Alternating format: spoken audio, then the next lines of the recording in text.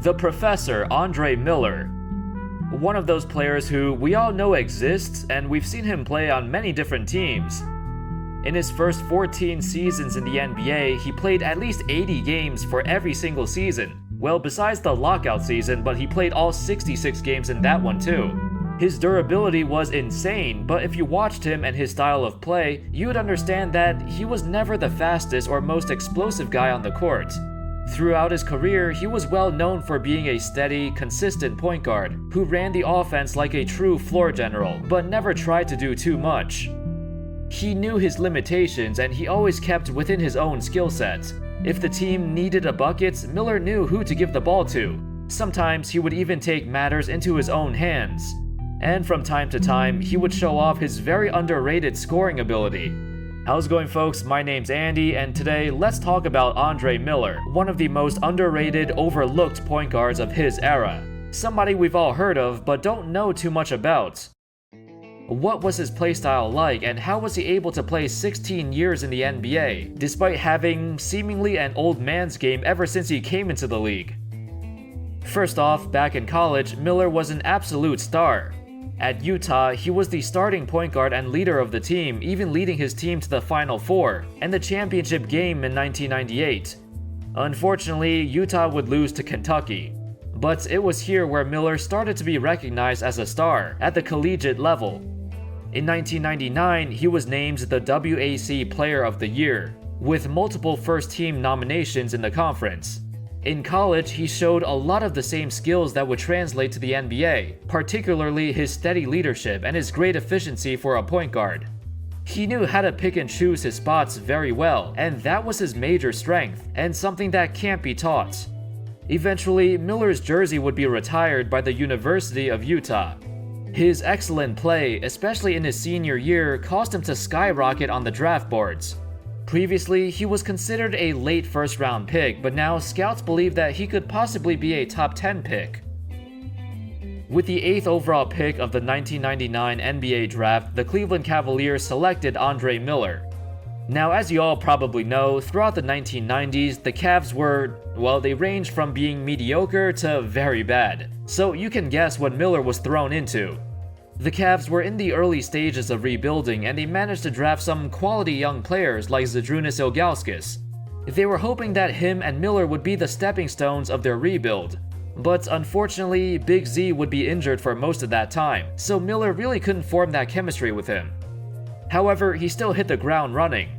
By his second season in the NBA, Miller was averaging nearly 16 points a game and 8 assists per game. He was already leading his team in scoring, which was remarkable and definitely unexpected. But I think it also shows how bad the Cavs were.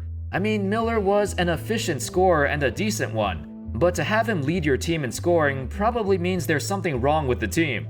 They won 30 games that year, which is surprisingly pretty good considering how awful their roster was. Then in the following season, Miller's third season, he would lead the entire league in assists, averaging nearly 11 per game. So after 3 successful seasons with the Cavs, Miller really wanted to stay.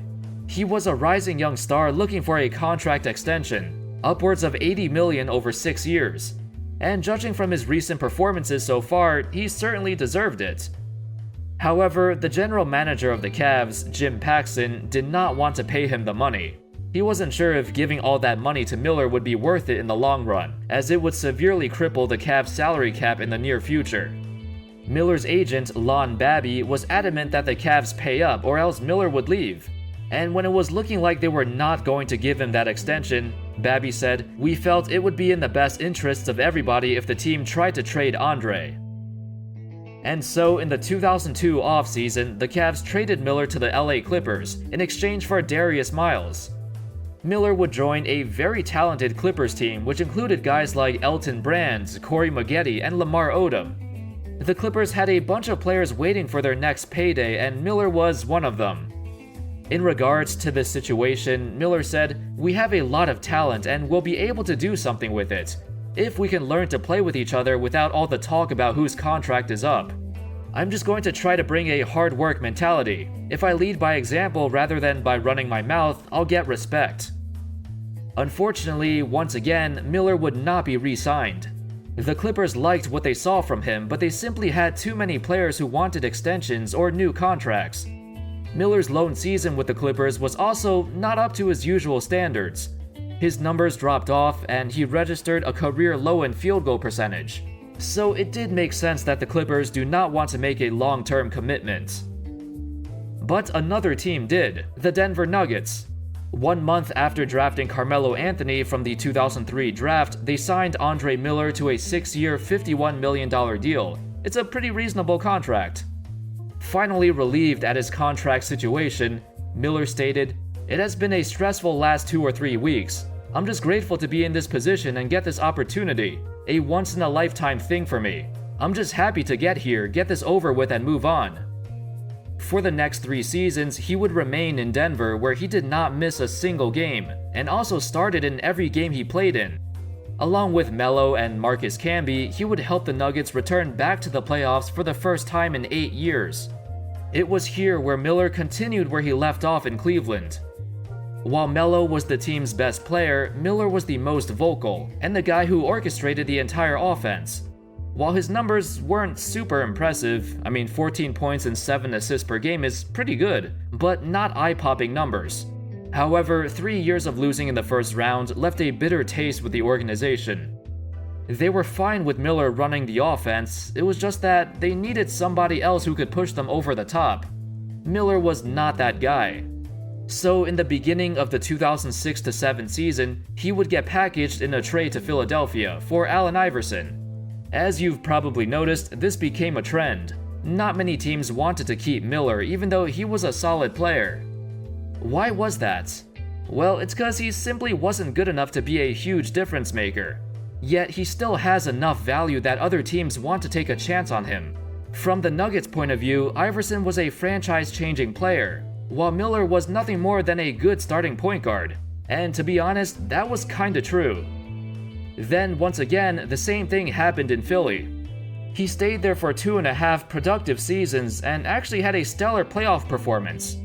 Against the heavily favored Orlando Magic, Miller averaged over 21 points a game in that series, arguably his best playoff series of his career. But then, as the story goes, the Sixers did not feel like keeping him.